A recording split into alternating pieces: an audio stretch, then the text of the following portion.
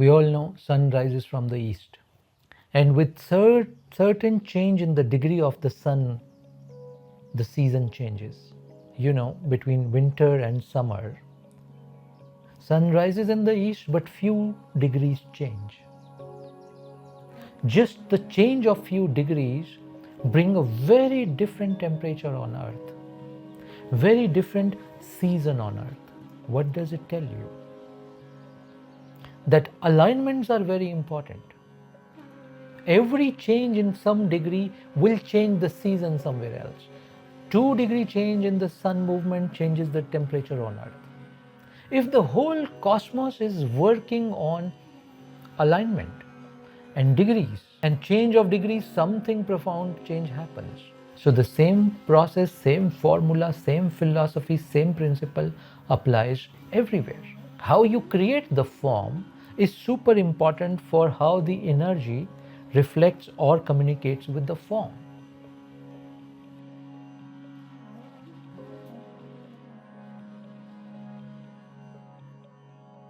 We all know sun rises from the east, and with certain change in the degree of the sun, the season changes.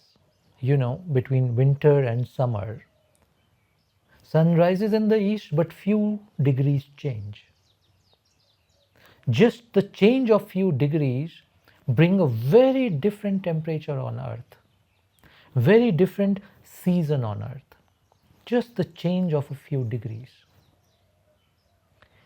What does it tell you? That alignments are very important.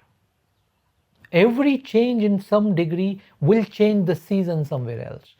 2-degree change in the sun movement changes the temperature on earth.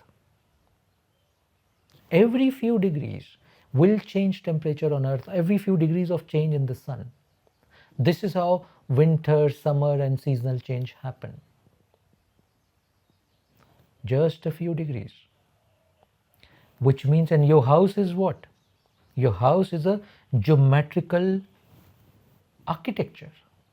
It's all geometry, which means degrees. If the whole cosmos is working on alignment and degrees, and change of degrees, something profound change happens. So the same process, same formula, same philosophy, same principle applies everywhere. There's deep research happening on this. In the English version, we call it sacred geometry. Hindi version, we call it Yantra. It's all geometric designs which play with the energy. Please understand what's happening here. Form interacts with energy. Energy interacts with the form. How you create the form is super important for how the energy reflects or communicates with the form. Yes? So when you sit in sadhana, in dhyana, if you look at your geography, your angles at that time, you basically sit and you form a pyramid. Correct? That's how we sit. Why don't you do sleeping or dhyana when you're lying down? Why do we say keep the spine straight? Because the pyramid is getting formed. Why the formation of pyramid is important when you're doing dhyana? Because of the flow of energy. The channel has to be straight. Flow of energy from the cosmos to you and upsurge of energy from your Mooladhara to your Sahasrara. Both movements are important. Correct? How does this movement happen? When a particular form, particular shape gets created. You follow what I'm saying? I'm talking about shapes and geometry right now. Why Shivalinga is usually in a cylindrical form? Why nuclear reactors are in the cylindrical form? Because that shape of a nuclear reactor, which is also the shape, I believe they took this shape from Shivalinga. Because every shape that's cylindrical like Shivalinga contains energy. It does not dissipate energy. That's how the Shivalinga shape. And that is the reason, and it preserves the energy. That's the reason you see across the world, most of the nuclear reactors are in the cylindrical form. We're talking about shapes, forms and angles again, please understand. And then the second principle along with the shapes, forms and angles is elements. Everything here is 5 elements: earth, water, fire, air, space, period. These shapes and angles interact with the elements. These elements respond to the shapes. So shapes, energy, elements, they're all talking to each other all the time. From this understanding, rishis created Vastu Shastra, a whole science to create right shapes, angles and placement of right elements at home, so that we're able to create, absorb and generate right energy in the house, prosperity, peace in the house, more healing, nurturing in the house, all shapes, angles.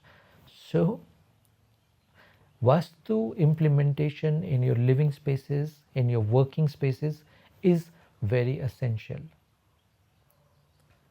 Now, caveat here. When I'm saying it's very essential, please do not be obsessed with it. Because your mind is such, if I tell you something is essential, your mind now suddenly starts to become very obsessed with it. No, don't get obsessed with it. It's simple. You don't need to spend a lot of money in that. It's very simple. Educate yourself a little more on this, that which direction is for which element, and then just play with it. Just read some bits about it. You don't have to go into the nth detail of that. Right? That much understanding, a base level understanding and base level implementation is good enough. Number one. Number two, you ask, can it overcome karma? No, it cannot. You're creating a conducive space. It has nothing to do with your karma. Whatever your past is, you have to answer to that. Every deed that you've performed in the past or that you're performing right now, you're answerable to that, and that's karma. Every deed, you're answerable to that. There is no getting away from this. No matter how beautiful Vastu you create in your house. No. It does not override karma at all. What it does, it creates a right ambient, right atmosphere in your house, so that you're able to bring more joy, more healing, more nurturing, more prosperity in the house with all of this, with this prosperity, with this joy, with this good relation, with this healing in the house. What do? You don't become more greedy of money. You use all of this to deepen your sadhana. We did not create this that you create good Vastu so that now all your wishes are fulfilled. You are but still same unconscious being. What you were before Vastu, how did it help? It just created a positive outside reality. But the negative inside reality remains the same. You follow what I'm saying? Vastu is about outer space. Sadhana is about inner space. If you're not using the positive outer space for creating positive inner space, you're lost. It's not helping you. In this spiritual journey, in the journey of truth, of realization, of awakening, then it's not helping you.